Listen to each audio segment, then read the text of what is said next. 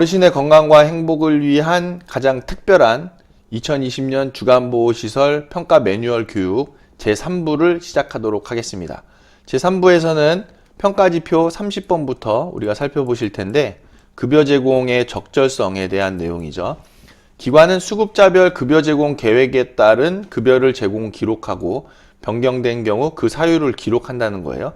그래서 급여 제공 계획에 따른 급여 제공, 이게 핵심 포인트죠. 그리고 변경될 경우에는 그 사유를 기록한다라고 되어 있는데, 실제로는 우리가 급여 제공 계획서는 롱텀 케어를 통해서 작성을 하고 공단에 통보하도록 내용이 바뀌었죠. 그렇기 때문에 이 급여 제공 적절성에 대한 평가 지표도 변경될 필요가 있습니다. 그런데 지금 변경은 안 되어 있는 걸로 좀 확인이 되고 있고, 이 급여 제공 계획에 따른 급여를 제공하기 위한 노력을 평가하는 부분으로, 즉 급여 제공 계획에 따라서 급여를 제공하기 위해서 어떠한 노력을 하고 있는지를 평가하는 부분으로 과정에 대한 평가가 이루어져야 되는데, 그냥 단순하게 결과에 대한 평가만을 보고 있다는 것은 이 평가 지표가 갖고 있는 한계점이죠.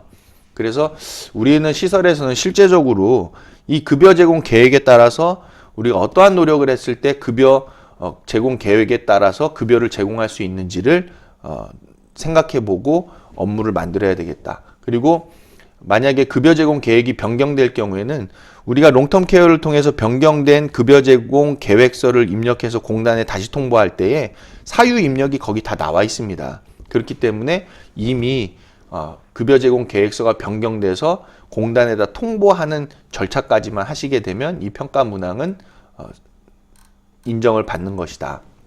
평가의 방향을 보면 수급자별 급여 제공 계획에 따라 급여를 제공하고 기록한다. 이게 핵심이죠. 그리고 변경된 경우에도 그 사유를 기록하는 등 체계적인 급여 제공이 이루어지고 있는지를 평가한다는 거예요. 그래서 체계적인 급여 제공이 이루어지기 위해서는 당연히 계획에 따라서 급여를 제공하는 것이 체계적인 급여 제공의 밑거름이 되겠죠. 그렇기 때문에 이 급여 제공의 적절성에 대한 부분은 점수도 굉장히 높은 4점으로 배점이 되어 있습니다. 이 평가 기준을 보시면은, 자, 첫 번째로는 급여 제공 계획에 따라 급여를 제공하고 기록하는지를 보는 것이죠. 그래서 필수 사항으로 일자, 급여 내용, 급여 제공 시간, 급여 제공자 서명이 들어간다. 자, 그러면 이 내용에 대해서는 장기유한 급여 제공 기록지를 확인하는 그런 부분이 되겠죠. 자, 근데 제가 방금도 말씀드렸지만 급여 제공 계획에 따라서 급여를 제공하는 그 결과를 보는 것이 아니라 과정을 봐야 되는데, 우리는 그럼 시설에서 급여 제공 계획에 따라서 급여를 제공하기 위해서 어떠한 노력을 하고 있는지 그 부분을 우리가 체크를 해봐야 되겠죠. 그래서 먼저로는, 자, 급여 제공 계획서를 작성한 담당자는 이 급여 제공 계획서를 가지고 종사자들에게 교육을 해야 됩니다. 자, 교육. 저 이제 마우스로 쓰는데 좀 잘 써지나 모르겠어요. 자, 교육을 해야 되겠죠. 종사자 교육을 하고, 그 교육하면은 종사자분들께서 급여 제공 계획에 대한 내용을 숙지를 하시겠죠. 그래서 급여 제공 계획서를 이제 교육한 후에 종사자분들께서 쉽게 열람할 수 있는 장소에다가 급여 제공 계획서를 비치를 해두는 거죠. 자, 비치를 해둬서 언제든지 그 급여 제공 계획서를 열람해서 볼 수 있게끔 하는 겁니다. 자, 그러면은 종사자분들이 그 급여 제공 계획서를 보고서 그거에 따라서 급여를 제공하도록 노력하실 수 있다라는 부분이 되겠죠. 자, 그러한 노력들이 먼저 선행되고 난 다음에 그에 따라서 급여가 제공되고 있는지까지 평가하는 부분이 마련되어져야 되는데, 지금 1번 사항은 단순히 결과론적인 것만 보는 것은 문제가 있는 평가 내용이다 라는 부분으로 알 수 있습니다. 자, 두 번째로는 급여 제공 계획이 변경된 경우 그 사유를 기록하고 변경된 급여 제공 계획에 따라 급여를 제공한다라는 것인데, 급여 제공 계획이 변경되면 우리가 이제는 법적으로 이 급여 제공 계획서를 변경한 내용을 롱텀 케어에 입력해서 공단에다 전송을 한다는 것이거든요. 자, 그 전송을 할 때에 이미 사유를 기록하는 부분이 프로그램에 다 담겨져 있습니다. 그렇기 때문에 급여 제공 계획이 변경된 경우에 롱텀 케어를 통해서 공단에다가 전송만 하게 되면 2번 문항은 충족이 되는 것이다. 그리고 변경된 급여 제공 계획은 위에서 말씀드린 내용처럼 비치를 하고 종사자 교육까지 해서 그 변경된 급여 제공 계획에 따라서 급여가 제공되도록 노력해 주셔야 되는 부분이 2번 항목이 되겠죠. 자, 3번 문항에서는 급여 제공 직원은 주 1회 이상 수급자 상태 변화를 충실하게 기록하는지를 보는 겁니다. 그래서 충실하다는 것은 수급자의 상태, 특이사항 등의 내용으로 작성하였는지를 보는 것이고, 실제로 급여를 제공한 직원이 작성을 하고 있는지 급여 제공자 서명으로 확인을 한다는 부분이죠.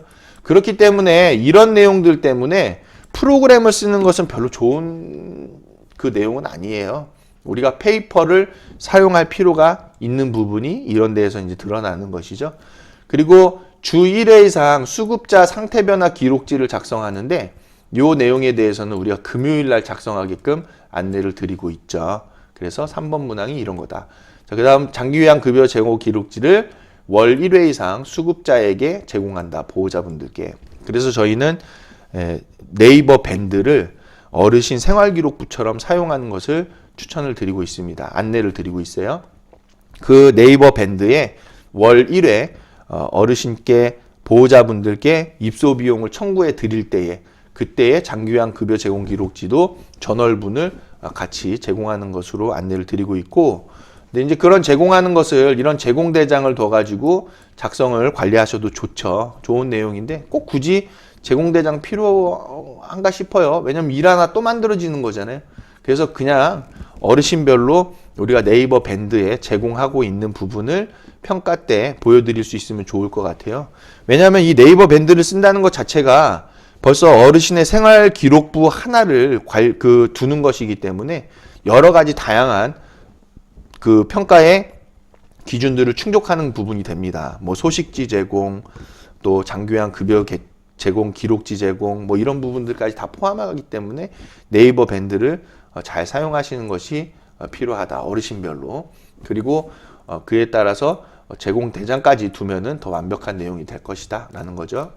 자, 모든 내용 그 평가 기준을 다 충족하면 우수가 되는 부분이고, 자, 확인 방법이 중요한데 1, 2, 3번 항목은 장기요양 급여 제공 기록지를 본다는 것이죠.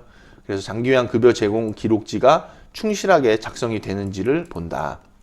그리고 급여 제공 계획 변경 사유, 기능 상태 변화나 수급자 욕구, 보호자 요구 등이 된다. 그런데 이제 급여 제공 계획을 변경하는 부분은 우리가 이제 뭐 여기서 나온 내용이 다 포함을 하고 있죠. 기능 상태 변화, 뭐 수급자 욕구의 변화, 또 보호자 요구의 또 추가, 뭐 이런 내용들이 이제 되는 부분도 있고, 또 어르신께서 만약에 등급이 또 변경되었을 경우 뭐 그런 것들도 급여 제공 계획의 변경 사유가 되겠죠. 그 다음에 변경 내용에 대해서는 급여의 내용과 시간, 횟수 등이 되겠다. 여기서 이제 이 급여 내용이란 거는 서비스 내용이 되겠죠. 자, 이렇게 여러분들이 알아두시면 되겠습니다. 자, 이 평가지표 그 다음 내용에 보시면 장기요양 급여 제공 기록지에 대한 부분이 이제 여기 그 양식으로 수록이 되어져 있는데, 여러분들께서 이 장기요양 급여 제공 기록지의 작성법 그리고 내용 이런 것들을 반드시 숙지를 하고 있어야 됩니다. 그래서 우리가 종사자에 대한 역량 강화를 위해서는 이 장기요양 급여 제공 기록지에 대한 교육을 시설에서 주기적으로 하실 필요가 있다. 정기적으로 하셔야 되는 내용이 되겠고, 그리고 이 장기요양 급여 제공 기록지를 충실하게 작성을 해야 되는데, 이게 작성이 충실하게 되려면 당연히 서비스가 충실하게 제공되는 것이 수반이 되어야 되겠죠. 서비스가 충실하게 제공되어야지만이 장기요양 급여 제공 기록지의 내용이 충실해지니까요.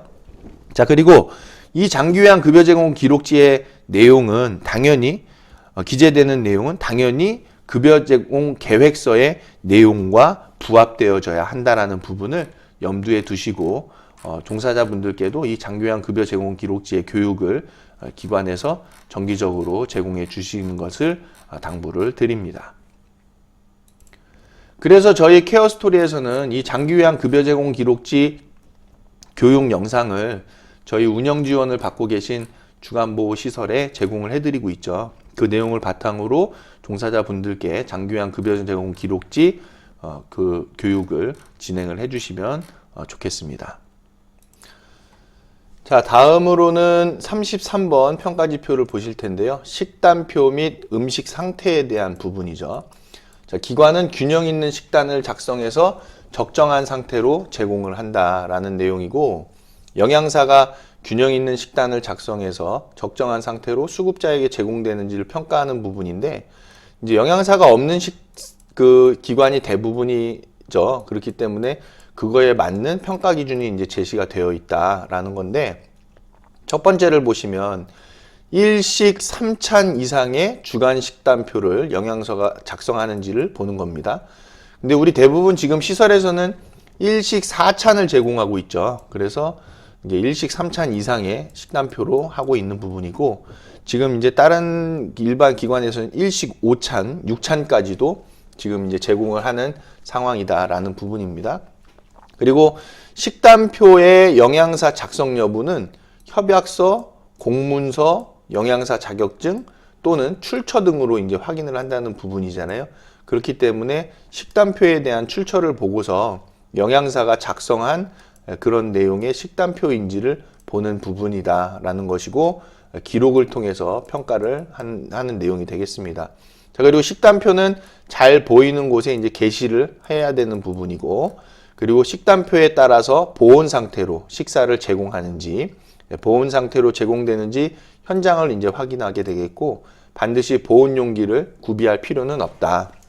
자, 그런데 이 식단표에 따라서 보온 상태로 식사를 제공하는 부분은 우리가 위탁급식을 하고 있는 시설에서는 보온 상태 유지가 안 되는 경우도 있거든요. 그렇기 때문에 이런 부분을 현장에서 직접 확인을 하게끔 되는 내용이고, 네 번째로는 조리실 근무 직원의 복장 및 위생 상태가 청결한지를 보는 내용이 이제 신설이 된 부분이죠. 그래서 위생모를 착용하고 복장, 청결 상태에 대한 부분도 확인을 한다라는 것인데, 이 4번 문항에서는 조리실 근무 직원의 복장과 위생 상태에 대한 내용뿐만이 아니라 이 위생 관리에 대한 조리원의 교육까지도 같이 진행이 되고 있는지를 우리는 마련할 필요가 있겠다는 것이고요. 그리고 이 식단표는 그냥 게시해서 그치는 것이 아니라 이 식단표를 보호자분들께 제공까지 하는 것으로 여러분들이 업무를 파악해 두시면 되겠습니다. 자, 이에 따라서 1번부터 4번까지 평가 기준을 모두 충족하면 우수를 이제 받는 내용인데, 실제로는 이 먹는 게 얼마나 중요한 내용이에요. 그렇기 때문에 이게 점수를 1점 주고 있다는 것은 좀 문제가 있죠. 오히려 4점에 해당하는 내용이 된다라는 거죠. 자, 그런데 우리가 인력 기준에 영양사가 없는 기관들이 있으시잖아요. 그래서 이 인력 기준에 영양사가 없는 기관의 경우에는 영양사가 있는 기관 또는 영양사 자격증이 있는 사람에게 식단표를 제공받아도 인정한다. 그래서 그에 따라서 출처 등만 밝혀주시면 되는 사안이 되겠죠. 자, 근데 이 부분에 대해서 지금 영양사가 없는 기관의 경우에 이런 영양사 자격증이 있는 사람의 식단표를 제공받는 방법이 인터넷에서 다운을 받는다든지 이런 부분들도 있고, 또 다른 시설에 영양사가 있는 시설에서 식단표를 공유해주고 있기도 하고, 요즘에는 그 밴드에 어르신 식단을 공유하는 밴드도 있죠. 노인복지시설에 식단을 공유하는 밴드도 있어서 식단표에 대한 정보를 제공하고 있는 출처들이 많습니다. 그런 부분에 식단표를 제공받으셔가지고 우리 시설에 맞게 그 식단표를 변경해서 사용하시면 되는 내용이 되겠다라는 것으로 숙지하시면 되겠습니다. 자, 34번 평가지표를 보시면은 약품 관리에 대한 내용이죠. 기관은 의약품을 안전하게 관리하는지를 평가하는 것인데, 평가 방향은 수급자의 안전을 위해서, 여기서 보시면 안전이라는 거거든요. 그래서 안전을 위해서 약품 보관 및 관리를 적절하게 하는지 평가한다는 것인데, 평가 점수는 2점이고요. 자, 그에 따라서 평가 기준을 보시면 약품 보관함에 잠금 장치가 되어 있는지를 확인하는 문항입니다. 어르신의 안전을 위해서 약품을 잠금 장치가 되어 있는 특정 장소나 약품 보관함에 보관하고 있는지를 현장 확인하는 것이고, 일반 의약품의 경우에 그 상비약 같은 그런 부분들이죠. 그런 일반 의약품에서 유효기간을 분기별 1회 이상 점검하고 있는지 기록을 확인한다는 것입니다. 근데 이 경우에도 분기별 1회 그 점검을 하는 것은 좀 기간이 너무 길죠. 그렇기 때문에 이 부분도 분기별 1회로 해서는 안 되고 월 1회로 시설에서 관리하시는 것이 좋고, 필수사항으로는 점검일자, 그 다음 의약품명, 효능, 유효기간, 점검자명까지 기재가 되어 있어야 된다라는 것입니다. 자, 그리고 냉장고 안에 약품을 보관한 경우 냉장고에 잠금장치가 필요하고, 또는 약품 보관함에 잠금장치를 확인하는 부분으로 되어 있다는 거 숙지하시기 바랍니다. 자, 다음으로 평가지표 36번에서는 수급자 안전관리에 대한 내용인데요. 기관은 수급자가 안전한 생활을 유지할 수 있도록 급여 제공에 대한 설명을 하는 부분입니다. 그래서 수급자가 기관과 가정에서 안전한 생활을 유지할 수 있도록 급여 제공에 대한 설명을 하였는지 평가하는 부분인데, 평가 기준을 봐야지 이제 이해가 될 것 같아요. 어떤 목적인지. 모든 수급자와 보호자에게, 여기서 모든이라는 거죠. 모든 수급자와 보호자에게 욕창 예방, 낙상 예방, 탈수 예방, 배변 도움, 관절 구축 예방, 치매 예방에 대해서 연 1회 이상 설명을 해야 하는 내용이죠.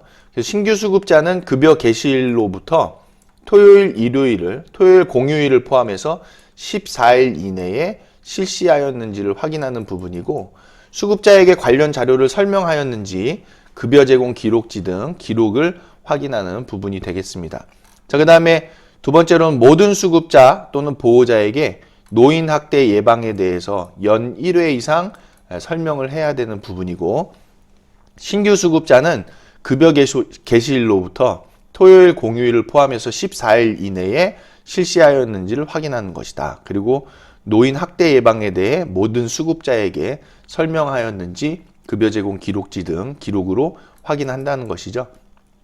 자, 여기서 우리가 그 보호자분들께, 특히 신규 수급자 분들께 14일, 급여 개시일로부터 14일 이내에 이러한 교육을 진행을 하셔야 되는 게 이제 중요한 부분인데, 잘 잊어버리고 그냥 넘어가는 수가 있어요. 그렇기 때문에 시설에서는 신규 수급자가 발생했을 때에는 무조건 바로 즉시 욕창 예방, 낙상 예방, 탈수 예방, 배변 도움, 관절 구축 예방, 치매 예방에 대한 교육을 바로 제공하시는 것이 좋겠다. 그리고 연 1회로 해서 보호자분들께 이러한 교육 내용들을 제공하시면 좋겠죠. 그래서 저희 케어스토리에서는 이런 교육 내용을 영상으로 만들어 가지고 보호자분들께 아예 영상으로 카톡으로 제공해 드리고 있죠. 그리고 자료까지 그에 따라 구비를 해서 자료까지 같이 제공해 드릴 수 있도록 안내해 드리고 있습니다. 자, 또한 어르신들을 모시고 노인 학대 예방에 대한 교육을 연 1회 이상 진행해야 되는 부분이니까요. 그리고 또 신규 수급자 분들께도 마찬가지로 이 노인 학대 예방에 대한 설명이 들어가야 되는 거니까 이 내용까지 포함해서 진행하시는 걸로 아시면 되겠고, 모든 이 평가 기준을 다 인정을 받으시면 우수에 해당하는 점수를 받을 수 있는 내용이 되겠습니다.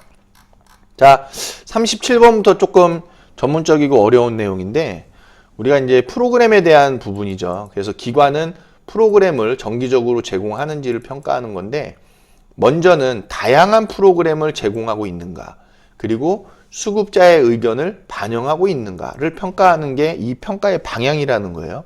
자, 그러면 다양한 프로그램을 제공하는지에 대한 평가 기준이 마련되어 있어야 되는 것인데, 일단은 첫 번째로는 모든 프로그램에 대한 계획을 수립하고 있는지를 보는 것이죠.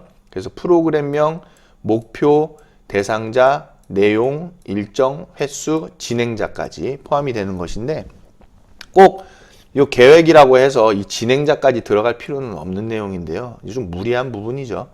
자, 그다음 두 번째로는 신체 기능 프로그램 계획에 따라서 주 3회 이상 실시를 하는지 여부다. 그래서 일자, 시간, 장소, 진행자, 참석자명과 내용까지 들어가야 한다. 자, 근데 이 필수사항에 대해서는 우리가 건강보험공단에서 공고에서 제공하고 있는 프로그램 운영 기록지가 있죠. 그 운영 기록지에 보시면 이런 내용들이 다 포함이 되어져 있으니까 그 프로그램 운영 기록지를 사용하시는 것이 좋겠다라는 부분이고, 그에 따라서 3번은 또 이제 인지기능 프로그램을 계획에 따라서 주 3회 이상 실시하는지, 또 사회 적응 프로그램을 분기별로 1회 이상 실시하고 있는지를 보는 것이다. 그리고 모든 프로그램에 대해서 수급자의 의견을, 보호자분의 의견을 반기별 1회 이상 수렴하고 그 내용을 차후 프로그램에 연 1회 이상 반영하는지에 대한 여부인데, 우리가 보호자, 수급자의 의견은 그 프로그램을 제공할 때마다 우리가 확인하고 있잖아요. 그렇기 때문에 수시로 우리가 매번 프로그램을 제공할 때마다 보호자분들의 또는 수급자 어르신들의 의견을 반영할 수 있는 방법을 마련해 놓은 부분이고, 그에 따라서 그러한 의견들을 프로그램에 즉각적으로 반영할 수 있도록 하는 내용이 같이 기록에 남겨져 있으면 되겠다라는 것입니다. 자, 이러한 부분들로 다 평가 기준을 충족하면은 우수 점수를 받는데, 이게 점수가 지금 보시면은 배점이 굉장히 높아요. 4점이죠. 그래서 프로그램의 중요성을 두고 있는 부분이다.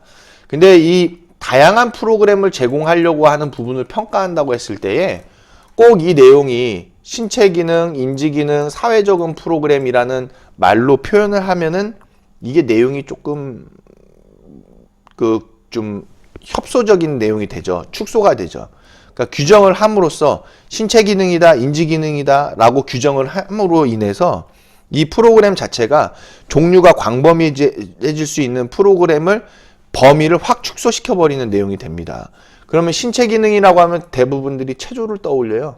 인지 기능이라고 하면은 그림 그리는 걸로만 떠올립니다. 그렇기 때문에 이걸 신체 기능 프로그램이다, 인지 기능 프로그램이다라고 평가해서 규정을 딱 지어버리는 거는 좋은 내용은 못 됩니다. 오히려 프로그램을, 다양한 프로그램을 제공하고 있는지를 본다라는 것은 그 종류가 다양한지를 확인하는 것이 오히려 필요한 부분인데, 평가에서는 이런 식으로 제안을 하는 것이 좀 아쉬운 거죠.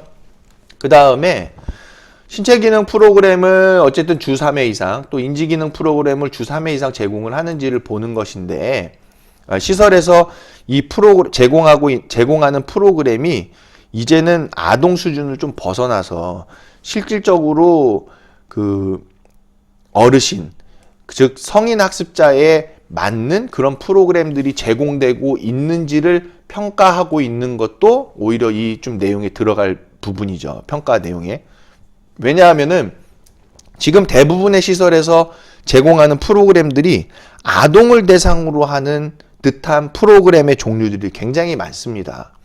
이제 이 프로그램을 요양기관에다가 제공하고 있는 업체들에서 이 노인을 대상으로 하는 프로그램이 개발된 것들이 없기 때문에 아동에 쓰는 내용을 그냥 이름만 바꿔가지고 노인에서 사용하는 것처럼 제공을 하는 업체들이 있어요. 또 시설도 어린이집이나 그런 시설을 운영하셨던 분들이 주간보호시설로 대거 변환하시면서 프로그램들이 좀 아동을 대상으로 하는 그런 프로그램들 위주로 제공을 하고 있는 부분은 굉장히 좀 아쉬운 내용이죠. 그렇기 때문에 성인 학습자에 맞는 프로그램이 제공될 수 있도록 시설에서 프로그램을 계획하고 제공하는 것이 중요한 거고, 특히나 요즘에는 그 SNS라든지 또 유튜브 뭐 이런 것들이 굉장히 잘 발달되어 있기 때문에 특히 유튜브 같은 데에서 그 어르신들을 위한 좋은 내용의 컨텐츠들이 많습니다. 뭐 ASMR 같은 것들, 또 우울증을 치료하는 그런 내용들, 또 심리적인 그 안정감과 또 감사하기 뭐 이런 프로그램들, 그런 것들이 많거든요. 그래서 어르신들의 심리, 즉 우울증을 해소해 드릴 수 있는 그런 내용의 프로그램들을 많이 개발을 해서 자체적으로 시설에서 많이 개발해 가지고 제공하는 것이 필요하다. 그래서 꼭 여러분들 이 신체 기능 프로그램 주 3회 이상 제공해라, 인지 기능 프로그램 주 3회 이상 제공해라, 이런 거에 연연해 하지 마시고, 프로그램을 하나를 만들면요, 이 프로그램에 신체 기능 활동과 인지 기능 활동이 믹스되어 있는 프로그램들이 굉장히 많습니다. 그렇기 때문에 우리가 이 프로그램에다가 신체 기능 프로그램이다라는 부분으로 넣어주기만 하면 되는 거거든요. 그래서 우리가 프로그램의 독창성, 그리고 프로그램의 고유성, 또 프로그램이 성인 학습자이신 어르신들께 적절한지, 그런 적절성, 그런 것들을 충족하고 있는 프로그램이면은 만족도가 굉장히 높아지고 어르신들께서도 이 프로그램을 통해서 많이 그 신체 건강이라든지 또는 심리 상태가 향상될 수 있는 그런 기회가 될 것이다 라는 부분으로 말씀을 드리고 싶습니다.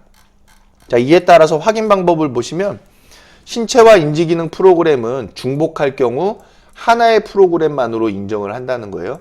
그래서 그렇기 때문에 우리가 프로그램을 지금 시설에서는 오전과 오후로 나눠서 오전에 한 번, 오후에 한 번 진행을 하시는 것이 좋겠죠. 아마도 제공하는 모든 프로그램은 신체와 인지 기능을 중복으로 다 포함하고 있는 내용이 될 겁니다. 그렇기 때문에 우리가 프로그램에 있어서 이거는 신체와 그런 인지 기능을 다 내포하고 있기 때문에 프로그램 자체를 오전과 오후로 제공하는 것이 좋겠다. 자, 그리고 인지 활동형 프로그램은 인지 기능 프로그램으로 인정을 해주는 부분이니까 우리 그 인지 활동형 프로그램은 5등급 어르신과 또 인지 지원 등급 어르신들이 이제 받으시는 프로그램인데 그런 프로그램이 인지 기능 프로그램으로 인정을 받는 부분도 되니까요. 그렇게 평가해서 제시를 하시면 되겠습니다. 자, 다음은 평가지표 38번 의료기관 연계죠. 기관은 응급 및 의료적인 조치가 필요한 경우를 위해서 의료기관에 연계를 하여야 한다라는 부분이고 응급 상황 등 병원 진료를 필요로 하는 경우에 대비해서 연계할 의료기관이 있는지를 평가하는 부분입니다. 근데 실제적으로는 우리가 그 노인복지법에서 주간보호시설 같은 경우에는 협약병원을 두는 것은 지금 없죠. 그렇기 때문에 표현을 연계라고 해놓은 겁니다. 그래서 우리가 그 병원과 연계 협약서 또는 그 협약서로만 해가지고 연계 진료를 조금 이렇게 그 시스템을 갖춰 놓는 내용이 되면 되겠죠. 그래서 그 의료기관과 그냥 협약서로 대신해서 작성을 하셔도 됩니다. 우리 그 노인보건복지 사업 안내 책자에 보시면은 거기에 협약서가 제시가 되어 있죠. 그 협약서로 해서 그 연계할 병원과 협약을 맺어 놓으시면 되겠고 굳이 이제 주간보호시설 같은 경우에는 2주에 1회씩 이렇게 시설을 방문해 가지고 어르신들 그 진료를 하는 내용은 없기 때문에 그냥 만약에 연계한 병원에서 진료에 대한 부분까지 좀 제공을 해줄 수 있다라면은 단순하게 봉사 차원으로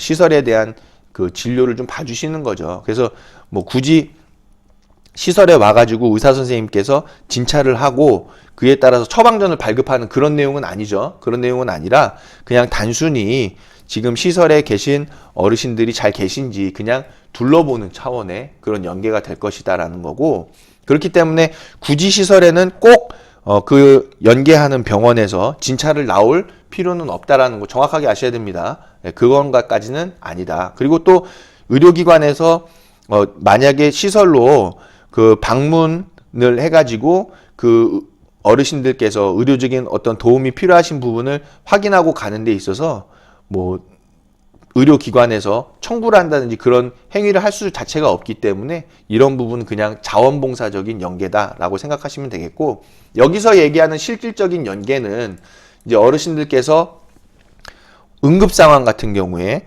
빨리 병원을 이용할 수 있게끔 그런 응급상황에 대한 대응 체계를 연계해 놓은 병원이 있는가라는 것이 되겠죠. 그래서 여기 밑에 평가 기준에서도 의료기관이나 연계 의료기관이나 협약 의료기관이 있는지 여부를 본다는 것입니다. 그래서 연계 계약서를 해놨는데 연계 계약서는 실질적으로 조금 어려운 부분이고 협약서로 대체를 하시면 되겠고 여기 협약서에 시설에 2주에 1회 이상 방문 진료를 나온다? 그런 부분은 빠지겠죠. 그런 부분은 빠지고 그냥 단순히 응급 상황이라든지 또는 의료적인 서비스가 필요할 때에 해당 병원을 이용할 수 있는 부분으로 협약을 체결해 놓으시면 되는 내용이 되겠습니다. 자, 그리고 의료기관에서 진료받은 내용을 이제 기록을 하는 부분인데 수급자가 진료를 받는 의료기관에서의 진료도 포함해서 확인을 한다고 하니까요. 우리가 의료기관에서 진료를 받았을 때에는 별도의 그런 내용을 바탕으로 의료기관에서 진료받은 내역들을 기록으로 관리를 해두시면 되겠습니다. 자, 그에 따라서 확인 방법으로 수급자 어르신께서 서비스 제공받는 시간 내에, 즉 어르신께서 시설에 도착하셔서 서비스를 제공받는 그 시간 내에 의료기관에서 진료를 받은 내용이 있는지 그런 기록을 확인하는 내용이 있기 때문에 여러분들께서는 만약에 어르신께서 협약된 병원에 이 병원을 이용하셔서 진료를 받은 내용이 있다라고 했을 때에는 반드시 그 의료기관에서 진료받은 내용을 기록을 해두시면 되겠습니다. 자, 그 다음에 주간보호 39번에서는 연계기록지에 대한 내용이죠. 기관은 수급자의 전원, 퇴소 시에 연계기록지를 제공하는 부분인데 우리 이 연계기록지는 지금 말 그대로입니다. 어르신께서 다른 시설로 옮긴다든지 또는 시설에서 퇴소하실 때에 연계기록지를 제공하면 되겠죠. 이 연계기록지는 지금 롱텀 케어에 보시면은 연계기록지 서식이 프로그래머화 되어져서 수록되어져 있습니다. 그래서 롱텀 케어에 있는 연계기록지를 사용하실 것을 권장을 드리는 바입니다. 자, 평가 방향을 보시면 수급자 특성 반영 및 연속적인 급여 제공을 위해서 전원이나 퇴소할 때 수급자 정보를 구체적으로 작성해서 보호자에게 제공하는지를 평가한다는 것이죠. 그래서 평가 기준은 전원이나 퇴소할 때 연계기록지를 제공했는지를 본다. 그리고 연계기록지 부본이나 사본, 보관 여부로 확인을 한다는 것이죠. 그리고 성명, 등급, 심신 기능 상태, 제공한 급여, 작성 일자를 보는 것이기 때문에 그냥 우리는 어르신께서 다른 기관으로 옮기신다든지 또는 퇴소하실 때에 연계기록지를 롱텀 케어에 있는 그 내용을 이용해가지고 프로그램을 이용해서 그 연계기록지로 발급을 해주시면 되겠다라는 부분입니다. 자, 그래서 확인 방법은 이제 연계기록지를 확인하는 것인데 사망 또는 퇴소하지 않고 병원에 입원한 경우는 연계기록지 작성을 하지 않는다. 그리고 퇴소하거나 전원한 수급자가 없는 경우에는 그냥 우수로 평가하는 내용이 되겠습니다. 자, 40번을 보시면 이동 서비스 수칙이죠. 기관은 이동 서비스 수칙을 마련해서 수급자에게 알린다라는 내용인데 수급자가 기관을 안전하게 이용할 수 있도록 이동 서비스를 제공하는 수칙, 이동 서비스 수칙이죠. 그것을 마련해서 보호자와 공유하고 있는지를 평가하는 내용입니다. 자, 평가 기준을 보시면 이동 서비스 수칙이 있어야 한다는 거죠. 필수사항으로 운전자의 자격 요건, 동승자의 역할, 차량 안전 수칙, 사고 시 조치사항, 차량 운행표 같은 것이고 그리고 이동 서비스 수칙을 보호자분들께 제공하는가 직접 또는 간접적으로 실제 제공 여부를 확인하는 거고 자, 그렇기 때문에 이런 내용들을 다 네이버 밴드를 통해서 제공하면은 편리하겠죠. 또 이동 서비스 수칙 중 변경사항이 있을 경우 수급자에게 다시 제공하는 것을 원칙으로 한다는 겁니다.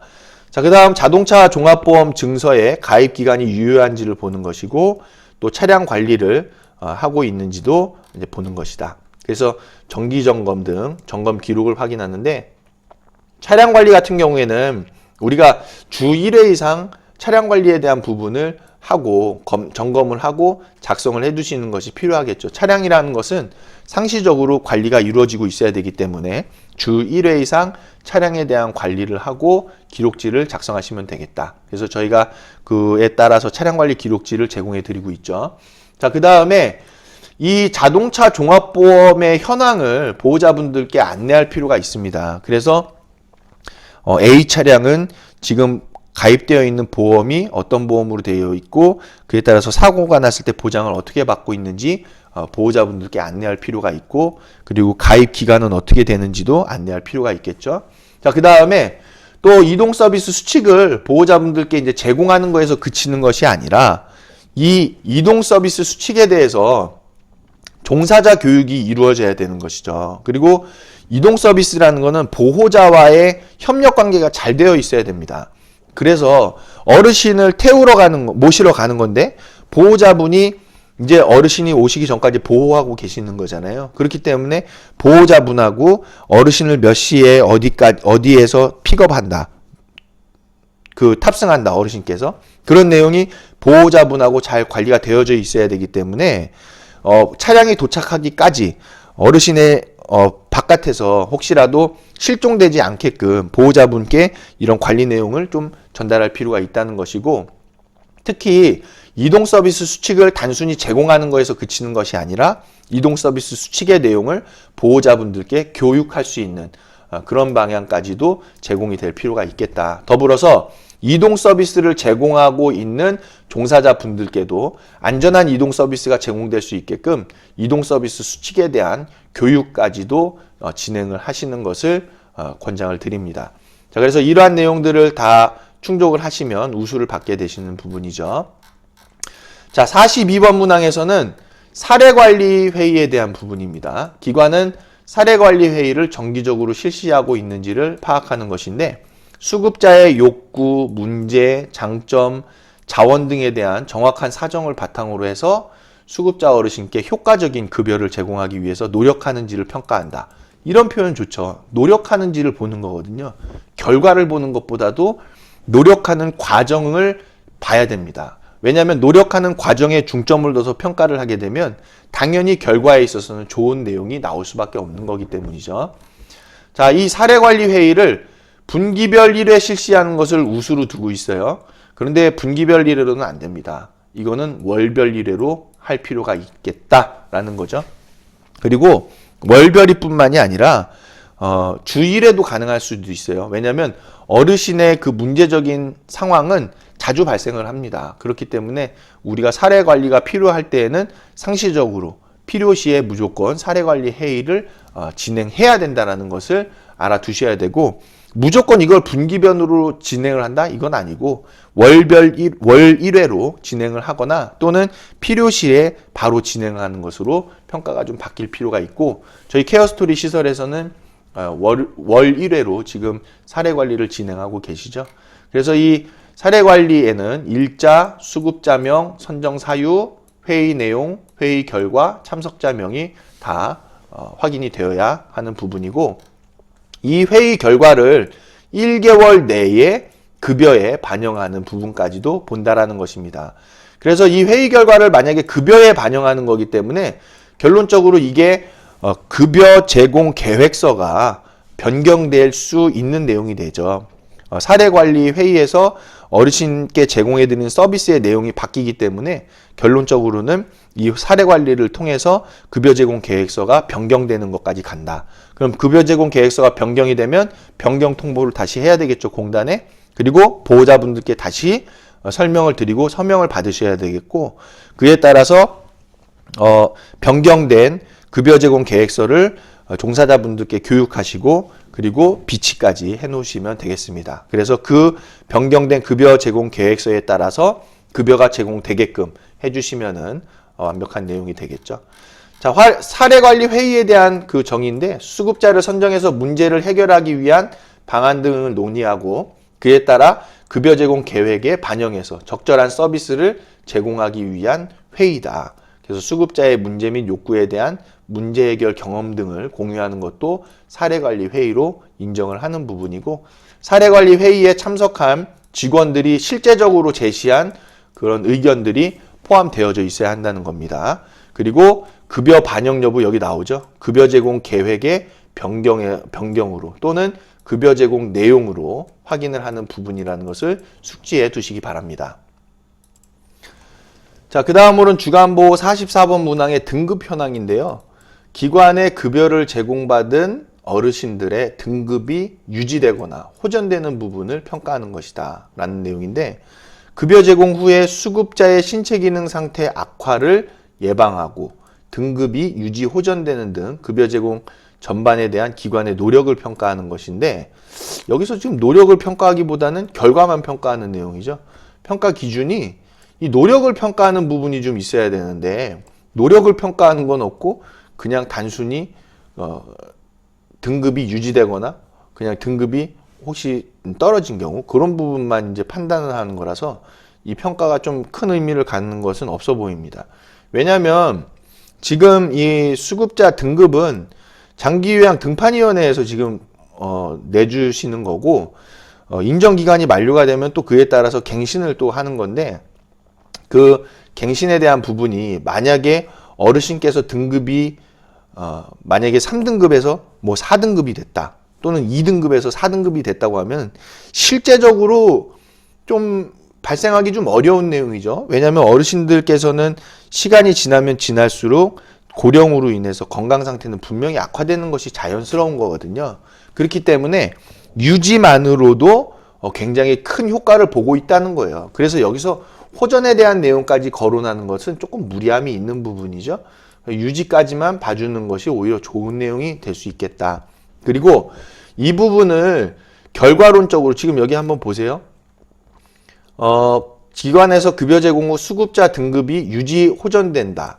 분모 중 가장 최근 갱신 등급 판정 결과와 직전 등급 판정 결과를 비교해서 등급이 유지, 호전된 수급자 수를 분자로 두고, 그리고 6개월 이상 연속해서 급여를 제공받은 후 지표 적용 기간 내에 갱신 등급 판정을 받은 수급자 수를 분모를 둬서 요 내용을 이제 퍼센테이지로 계산을 하는 건데, 지금 이 내용 중에서 호전되는 부분까지는 지금 실질적으로 어려운 거고, 유지되는 어르신들까지만 있어도 괜찮은 지금 상황이 되는 거죠. 그런데 유지시키는 것만 해도 지금 대단한 노력이죠. 그런데 이거는 결과론적인 거다. 지금 이 기관이 이 유지를 하기 위해서 어떠한 노력을 하고 있냐라는 거예요. 근데 우리가 전체적인 내용은 여기서 말하는 것은 급여 제공 전반이라는 것이거든요. 그렇기 때문에 급여를 제공하는 부분으로 인해서 어르신의 등급이 유지되는가를 보는 것인데, 이 외에도 어떠한 특별한 노력을 기관에서 하고 있는지를 평가하는 것이 이제 중요하겠죠. 자, 예를 들면 이런 거예요.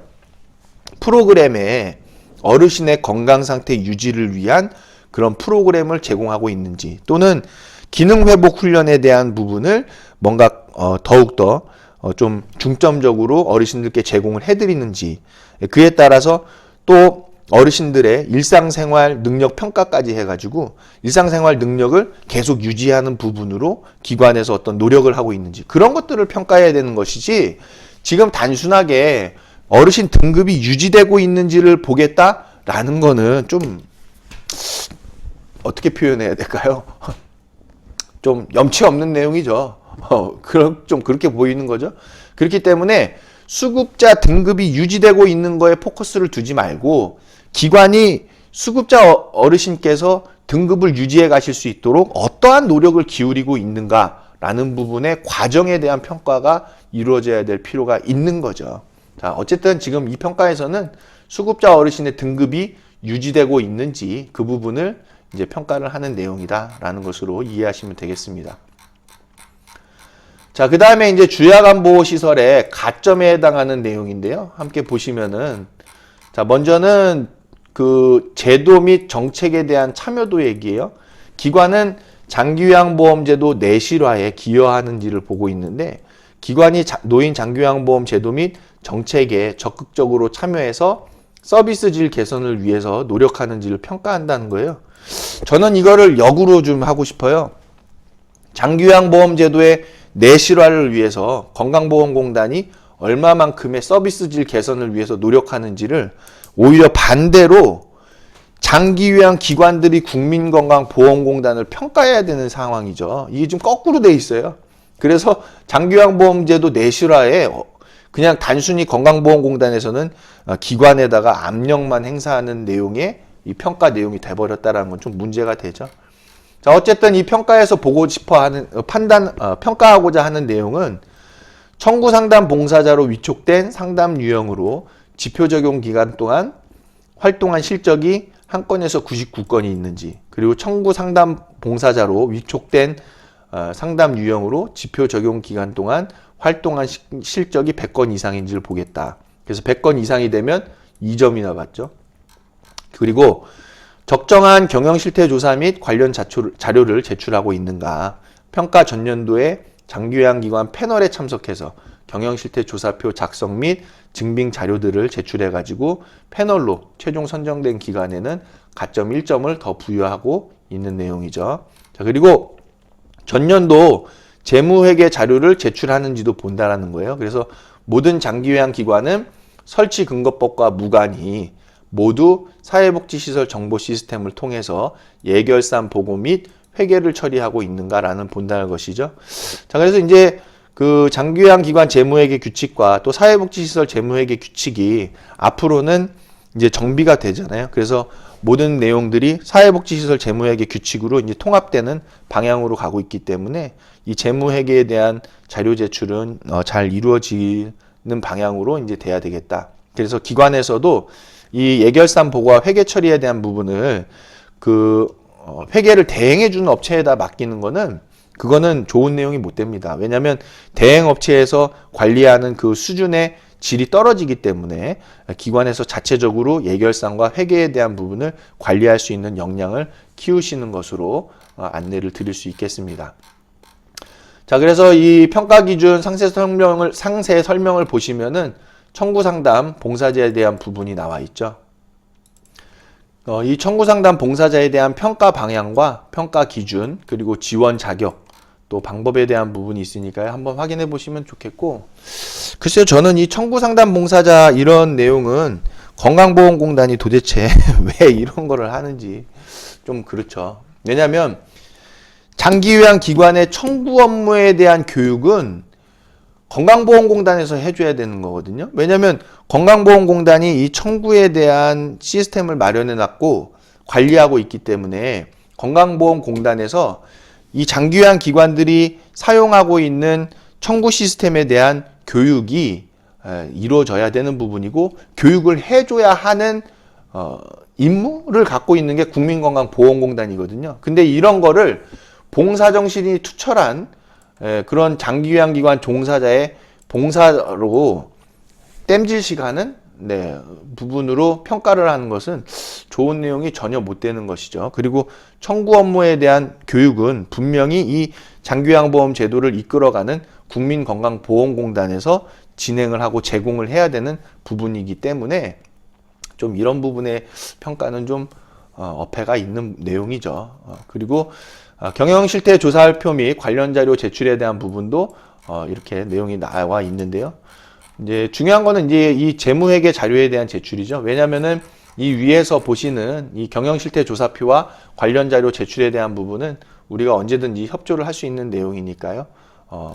그런 부분이지만 이제 재무회계에 대한 자료 제출은 해당하는 기관이 있고 또 해당하지 않는 기관이 있었기 때문에 이 재무회계 자료 제출에 대한 부분을 우리는 잘 투명한 회계가 관리될 수 있도록 사회복지시설 정보 시스템에다가 우리가 입력하고 제출을 해야만 한다라는 부분으로 숙지하시기 바랍니다.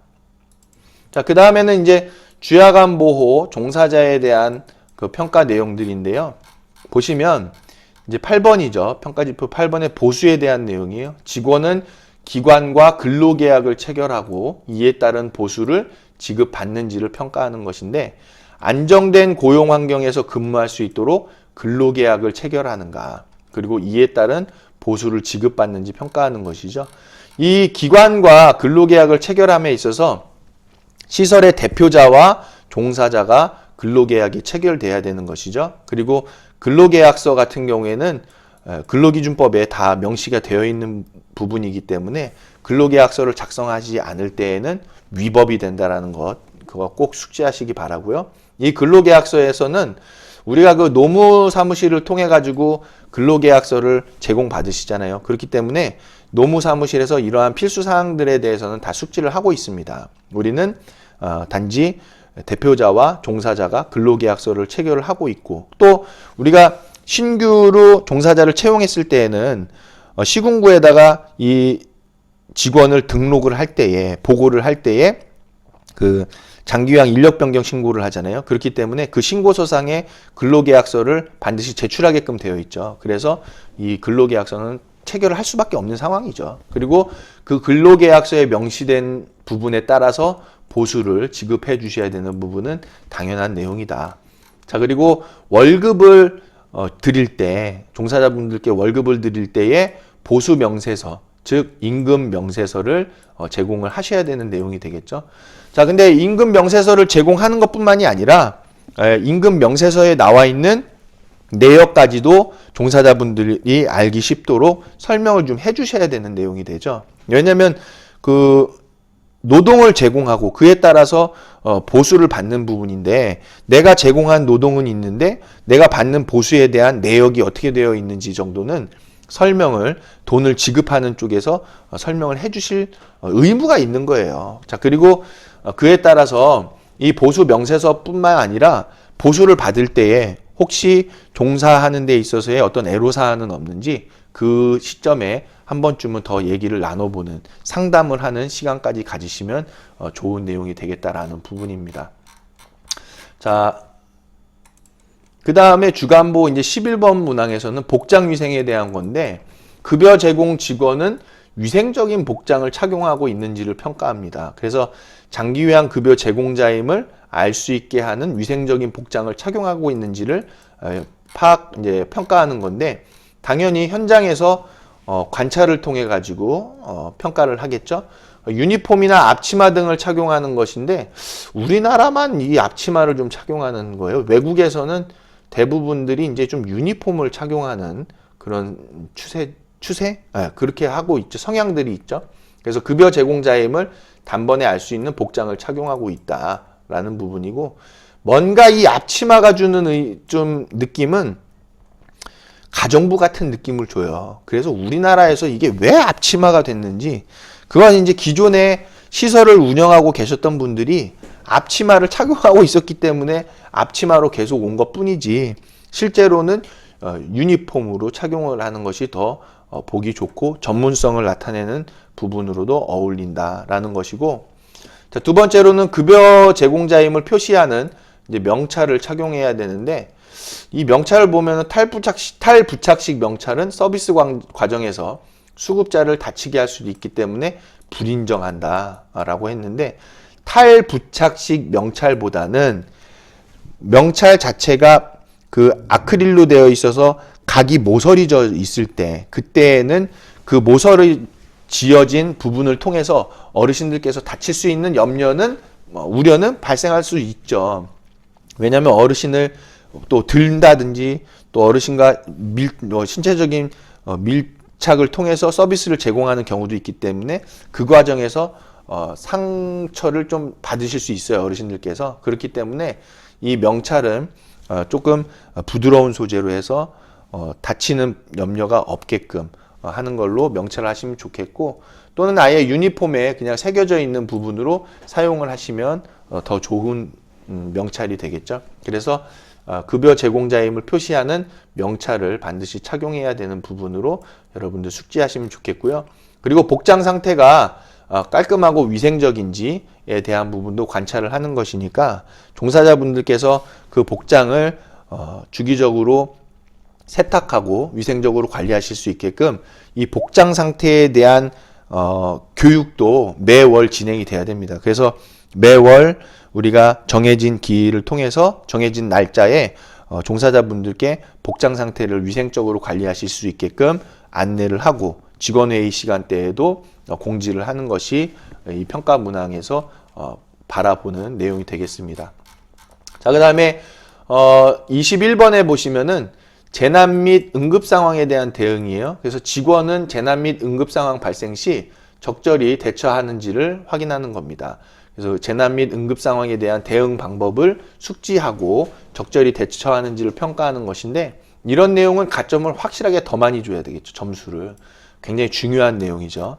그래서 우리 종사자분들께서 응급 상황 대응 방법을 숙지하고 있는지, 특히 낙상, 질식, 경련, 화상, 심정지 등에 대한 응급 상황이 발생했을 때 그러한 대응 방법을 숙지하고 있는지를 면담을 통해서 확인을 한다는 거예요. 그래서 물어보겠죠, 아마. 낙상이 발생했을 때 어떻게 대처하시나요? 라고 물어볼 거예요. 자, 그 다음에 또 소화설비의 작동 방법을 숙지하고 있는지 시연을 보는 겁니다. 그래서 소화설비 작동 방법을 숙지하고 있는지 그 자리에서 시연을 요구하는 사항이니까요. 소화기와 소화전의 사용 방법을 반드시 교육을 통해서 숙지를 하여야 되는 내용이 되겠습니다. 자, 그리고 화재, 지진 등 재난 상황이 벌어졌을 때 대응 방법을 숙지하고 있는지, 특히 이제 재난 상황 대응 훈련에서 그 대응 방법과 담당 역할, 또 소화 설비 및 경보 설비의 위치를 숙지하고 있는지 등도 면담을 통해서 확인하는 것을 여러분들 숙지하시기를 부탁을 드리겠습니다. 자, 그 다음에 22번에서는 수급자 존중 서비스거든요. 그래서 직원은 수급자 어르신께 존중하는 서비스를 제공하고 있는가라는 그 노력을 본다는 것인데, 어르신을 존중하는 서비스를 제공하기 위한 어떠한 노력을 하는지 평가한다는 거예요. 첫 번째로는 위생적으로 급여를 제공한다. 즉, 직원이 서비스 전후로 손 씻기를 수행하는지를 관찰한다는 것인데, 이 손 씻기에 대한 부분은 존중에 대한 부분보다는 오히려 감염에 대한 내용에 해당이 되죠. 그래서 이 부분은 이제 감염의 평가 문항으로 바꾸는 것이 좀 적절한데, 어쨌든 평가에서는 위생적으로 급여를 제공하고 있는지, 그래서 서비스 전후로 손 씻기를 수행하는지를 관찰하는 거죠. 그래서 저희가 매월 손 씻기에 대한 교육을 종사자분들께 제공을 해드리고 있습니다.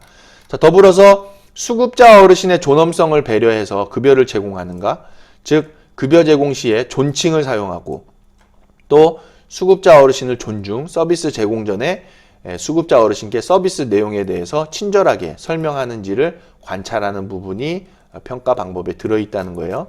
그래서 평가 방법, 확인 방법이 이제 중요해요. 왜?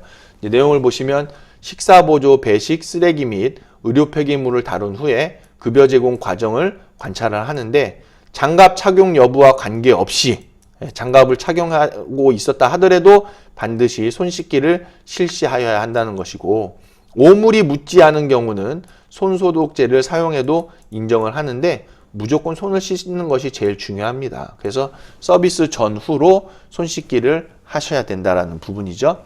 그리고 평가 기준 2번에서 식사보조, 프로그램 진행, 체위 변경, 그리고 또 이동 도움 등 급여 제공 과정을 이제 관찰을 하는 부분인데, 어르신께 서비스 제공 전후로 어르신 기저귀 갑니다 하고 기저귀 갈아드리고, 기저귀 다 갈았습니다 하고 또 마무리하는 부분이 필요하다는 것이죠. 그러니까 서비스를 제공해 드리기 전에 손을 씻고, 어르신께 서비스 제공 전후로 친절하게 서비스에 대한 내용을 설명해 주시면 되는 부분입니다. 자, 주간보 24번 문항에서는 급여 제공에 대한 역량 관리 부분이죠.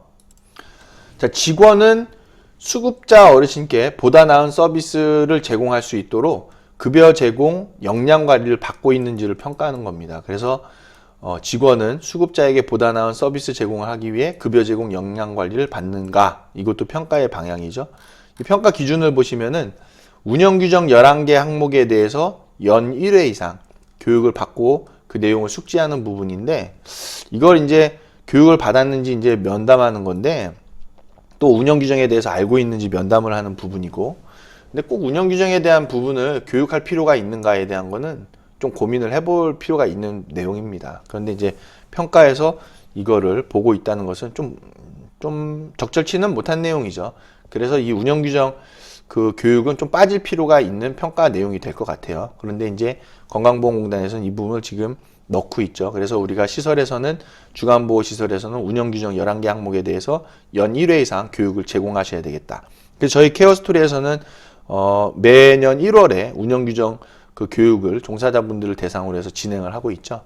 자, 두 번째로는 급여 제공 지침 10개 항목에 대해서 연 1회 이상 교육을 받고 그 내용을 숙지하는가 보는 것인데, 자, 급여 제공 지침에 대해서 알고 있는지 면담을 하는 내용이죠. 급여 제공 지침 교육은 9월 정도에 하는 게 가장 적절합니다. 왜냐하면 날도 선선하고 그때쯤에는 이제 그 교육이 굉장히 효과를 발휘할 수 있는 기간이거든요. 그 천고마비라고 하잖아요. 하늘을 높고 말은 살찐다. 그런 계절에 우리가 교육을 받는 것이 효과가 굉장히 높아요. 그렇기 때문에 9월 정도 때에 급여 제공 지침에 대한 10개 항목 교육을 실시하면 좋겠고, 종사자분들께서 이런 내용을 다 잘 숙지할 수 있게끔 관리자분들께서는 교육을 실시하는 데 있어서의 무게감을 분명히 두셔야 됩니다. 중요한 교육에 대해서는 이 교육을 잘 수료를 하셔라 라는 부분으로 반드시 무게감을 실어서 종사자분들께서 반드시 교육을 잘 수료하실 수 있게끔 안내를 하시는 것이 필요하겠고, 급여 제공 지침 교육은 전문가를 통해서 이제 그 교육을 받는 것이 좋은데 우리가 지침별로 다 전문가를 섭외할 수는 없잖아요. 그렇기 때문에 시설에서 자체적으로 시설장님께서 자체 교육으로도 진행하실 수 있는 내용이 되기도 하고, 지금은 급여 제공 지침에 대한 많은 좋은 교육 자료들이 있기 때문에 그 영상들을 이용해서 교육을 하실 수도 있는 내용이 되겠습니다. 자, 그 다음 고충 처리 절차를 알고 있고 상담 후 적절한 조치를 받고 있는지를 보는데, 이 고충 처리 절차는 직원에 대한 고충 처리 절차죠. 그래서 그런 고충 처리 절차가 있고 면담을 하는지를 이제 종사자분과 면담을 하는 것이고, 기관이 직원의 입장에서 고충을 해결하려고 노력하는지 진정성을 좀 보는 부분이 되겠죠.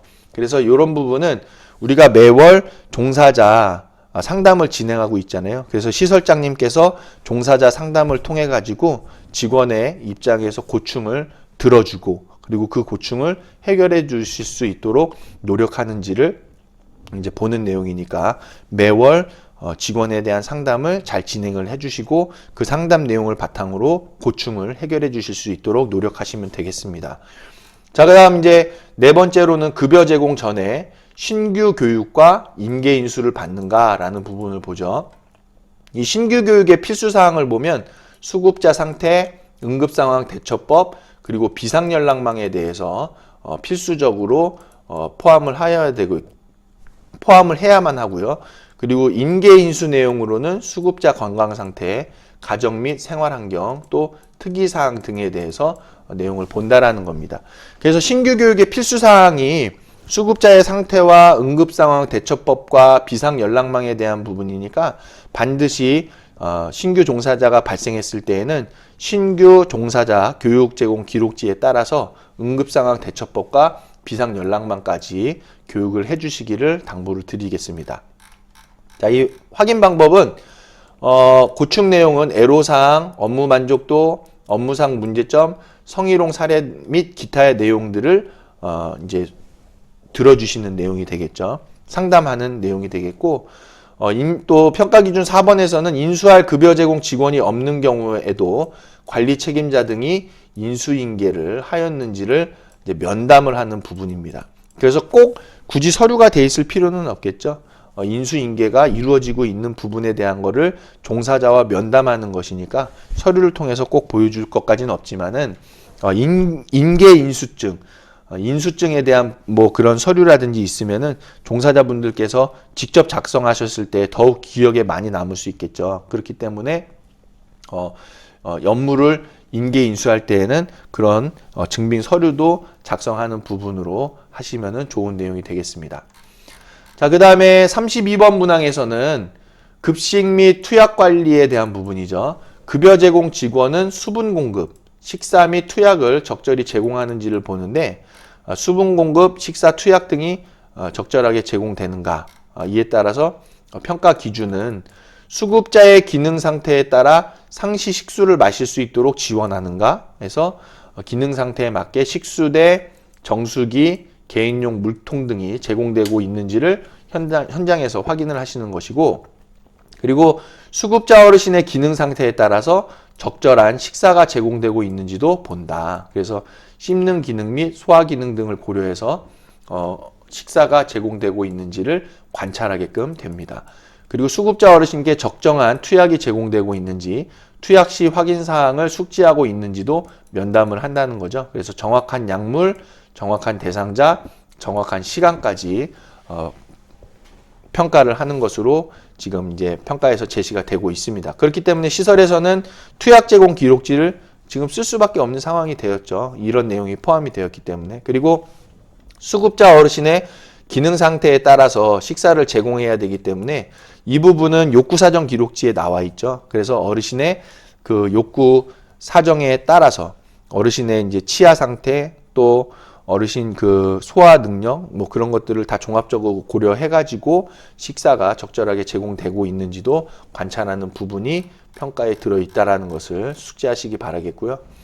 자, 이동이 불가능한 수급자는 개인용 물통을 제공하는지를 보는 것이고, 직원이 수급자의 기능 상태에 맞게 스스로 식사할 수 있도록 지원하는지도 확인한다는 겁니다. 그래서 식사 도구를 제공한다든지 또는 식탁 높이를 조절한다든지 또는 식사 시간에 대한 배려를 드린다든지 하는 거죠.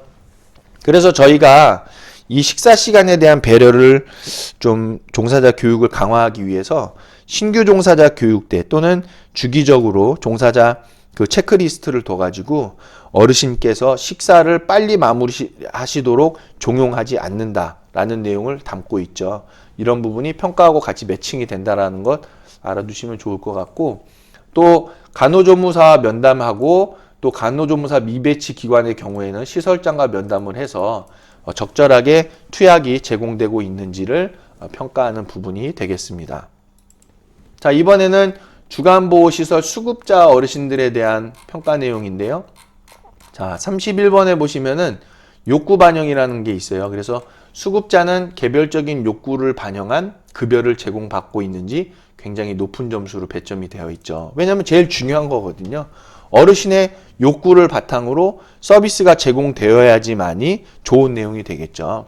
자, 그래서 이 평가 기준을 보시면은 개별적인 욕구를 반영한 급여를 제공하고 있는가. 그래서 기관이 수급자의 개별적인 욕구를 실제 급여 제공 과정에서 반영하고 있는지를 면담한다는 것이에요. 그리고 급여를 제공할 때 급여 내용을 설명하고 있는지, 급여 제공 직원이 어르신께 급여 제공 내용을 설명하면서 서비스를 제공하고 있는지를 면담하는 부분이 되겠습니다.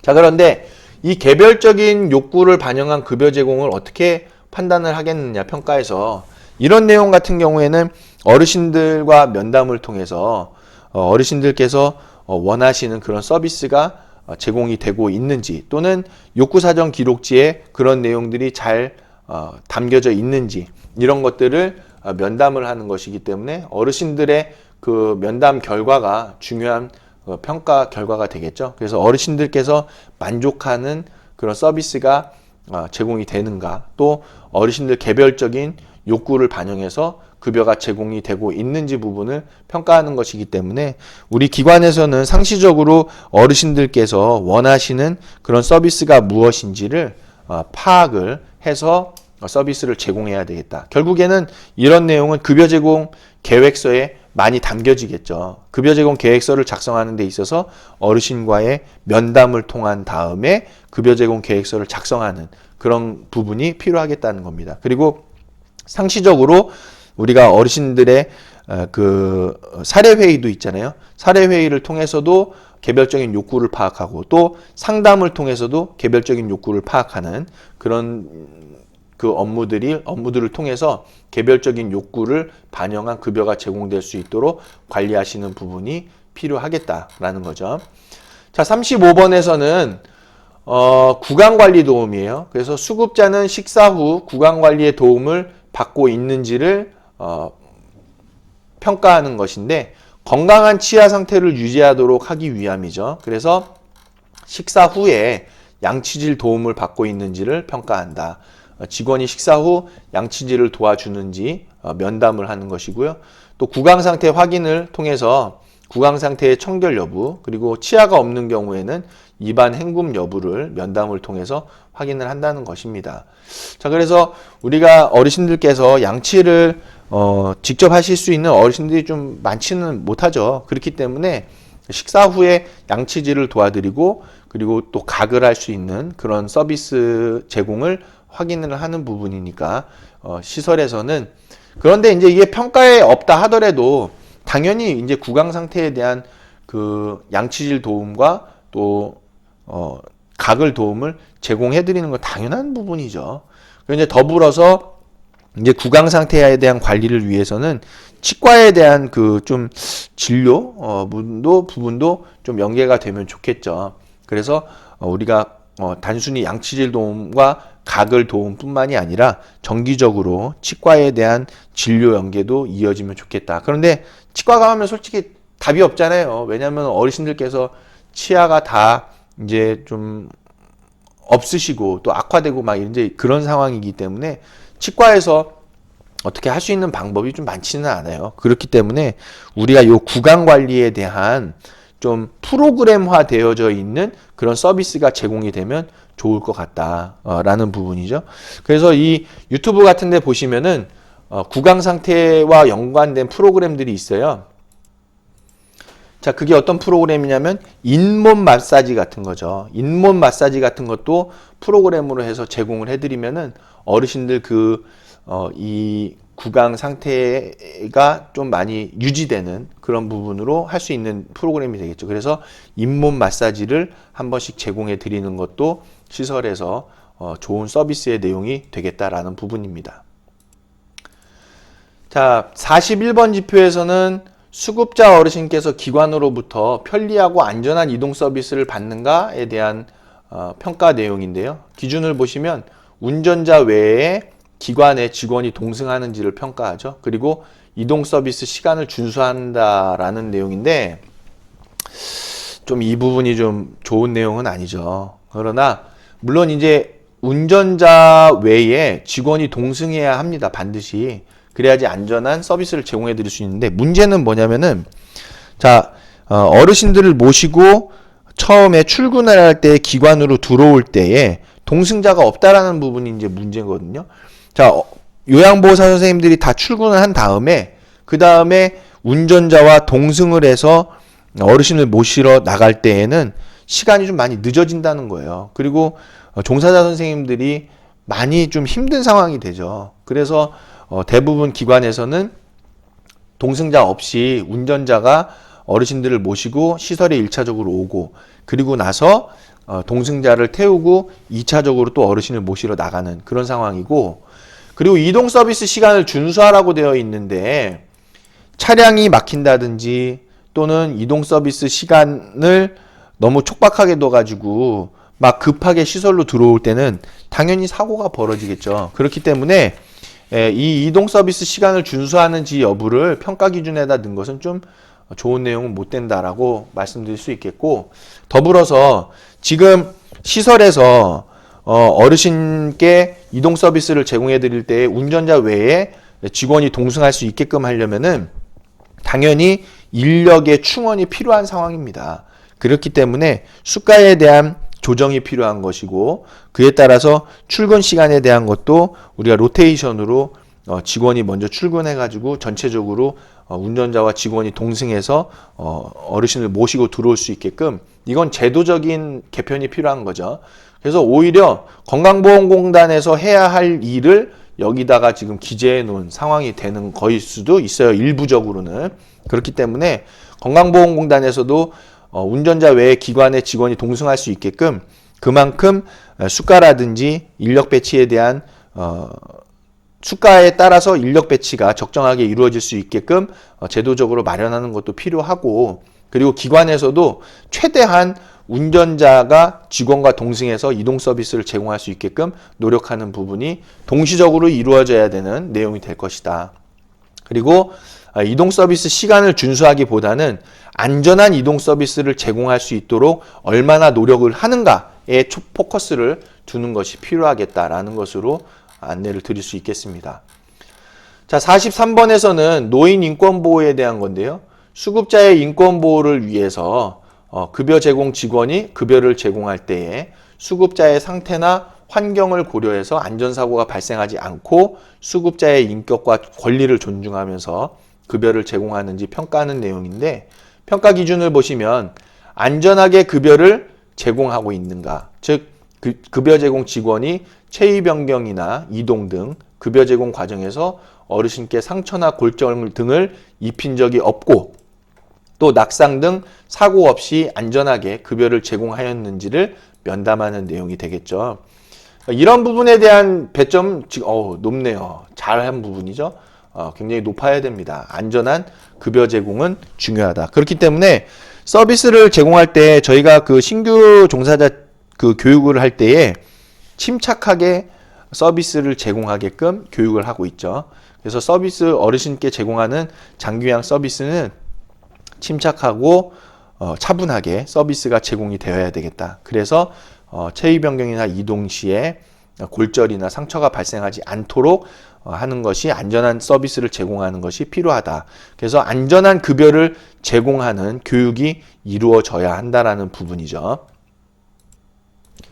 그래서 저희 케어스토리에서는 분기별 1회로 종사자분들께서 침착하고 차분하고 안전하게 서비스를 제공할 수 있게끔 교육을 제공해 드리고 있죠. 그리고 두 번째로는 신체 부위 등의 상처를 입힌 적이 없어야 한다. 눈에 보이는 부분만 관찰한다는 것이고, 직원으로부터 학대 및 부당한 대우를 받은 사실이 있는지 면담으로 확인한다는 것인데, 학대나 부당한 대우를 받은 상황이 있다라고 하면 이거는 형사처벌감이죠. 그렇기 때문에 이런 내용은 반드시 없애야 되겠다.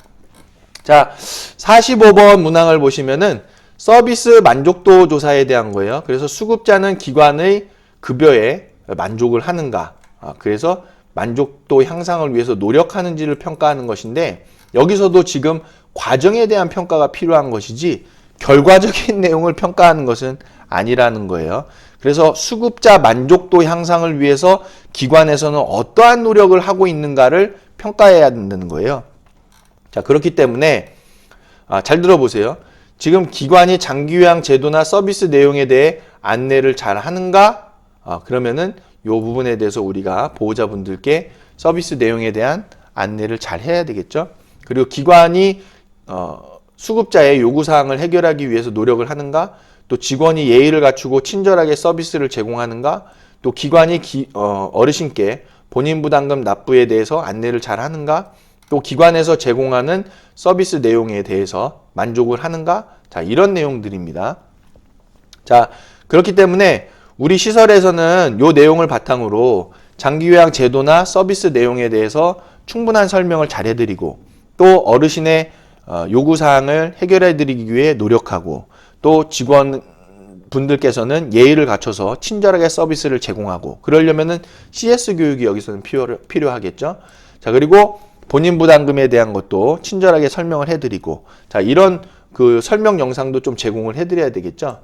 그리고 기관에서 제공하는 서비스에 대해서 어르신께서 또 보호자분들께서 만족하실 수 있도록 상시적으로 보호자분들과의 상담이 잘 이루어져야 되겠다라는 것이고, 자, 우리가 이런 내용들을 노력을 하고 있지만 우리도 시설에서 우리가 지금 잘 서비스를 제공하고 있는지를 파악해야 되잖아요.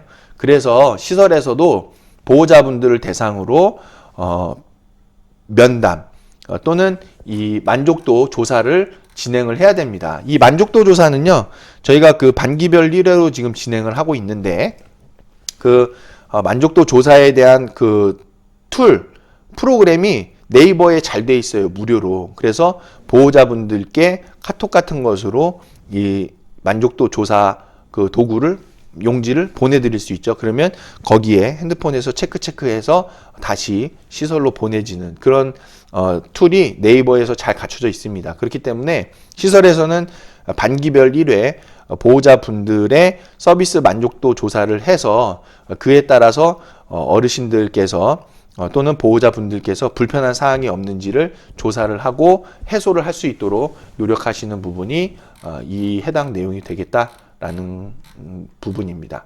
자, 여기까지 해서 우리가 주간보호시설 2020년 평가 매뉴얼에 대한 부분을 다 살펴봤고요. 자, 1번부터 시작해서 마지막 문항까지 다 보셨는데, 이 내용을 통해서 아마도 우리가 이 내용을 바탕으로 시설을 운영을 하면은 먼저로는 우수장기요양 기관이 될 것이고요.